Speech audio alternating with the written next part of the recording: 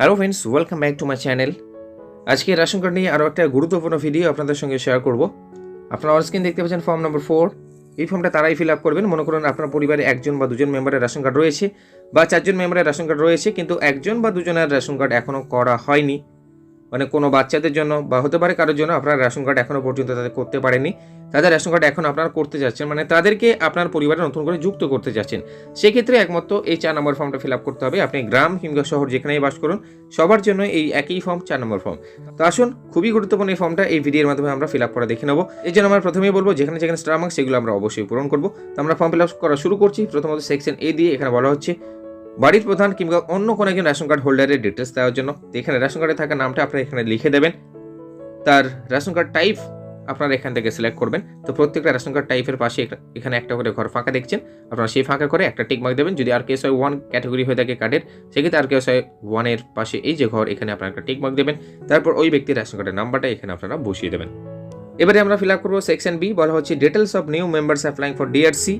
তো যে সমস্ত ব্যক্তিরা তাদের রেশন কার্ড পাওয়ার জন্য আবেদন করছেন, তাদের নামটাই কিন্তু আমরা এখানে তাদের ডিটেলস, সম্পূর্ণ ডিটেলস আমরা এই সেকশনে ফিল আপ করবো। তো এখানে বলা হচ্ছে details of the first applicant, প্রথম আবেদনকারী ডিটেলস এখানে আপনারা দিন। তো এখানে সেই ব্যক্তির, যে ব্যক্তি আবেদন করছেন তার নামটা এখানে আপনারা সঠিক নামটা এখানে ফিল আপ করবেন। তার ফার্স্ট টাইম এখানে আপনারা ইংরেজিতে লিখবেন, তারপর একটা ঘর ফাঁকা দিয়ে মিডল নেম থাকলে মিডল নেম লিখবেন, আরও একটা ঘর ফাঁকা দিয়ে লাস্ট টাইমে আপনারা লিখে দেবেন। এরপর relationship with the head of family, বাড়িতে যিনি প্রধান আছেন তার সঙ্গে এই ব্যক্তির কী সম্পর্ক। তো যদি ইনি ছেলে হয়ে থাকে সেক্ষেত্রে এখানে লিখবেন সান, মেয়ে হয়ে থাকলে লিখবেন ডটার।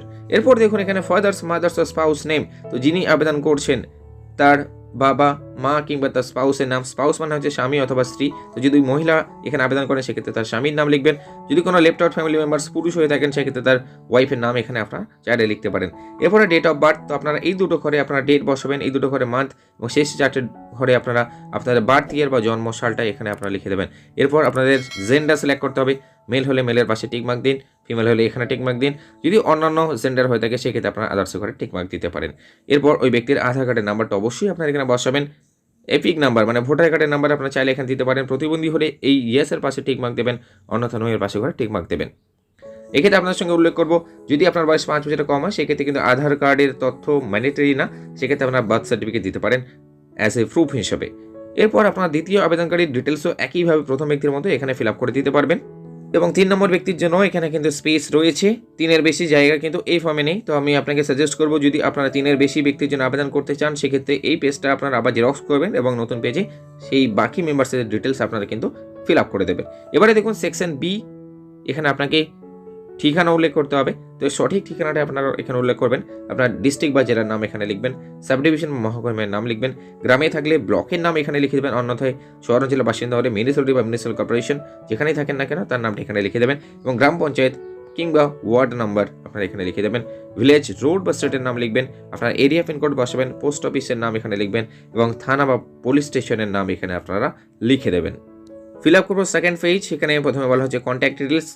তো বাড়িতে কন্ট্যাক্ট করে পাওয়া যায় এমন একটা অ্যাক্টিভ মোবাইল নাম্বার এখানে আপনারা বসাবেন। এই মোবাইলের নাম্বারেই কিন্তু আপনারা খাদ্য দপ্তর থেকে মেসেজ পাবেন।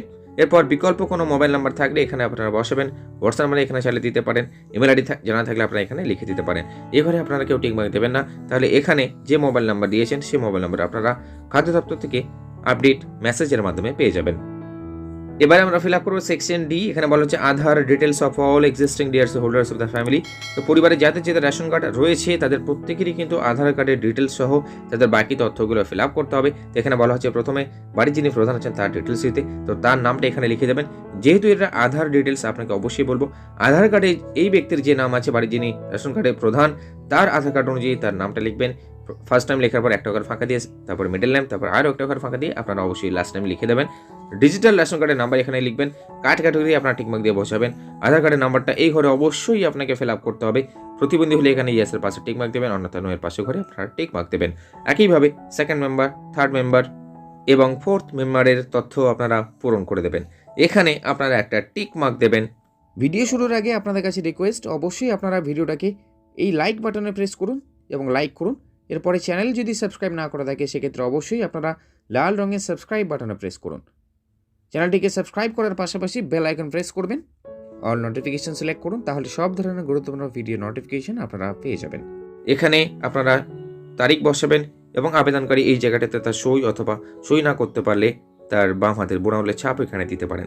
এবারে আমরা দেখব কী কী ডকুমেন্টস আপনাকে এই ফর্মের সঙ্গে জমা করতে হবে। প্রথমত ভালো হচ্ছে 1 নম্বরে copy of digital ration card of head of family or one existing card holder.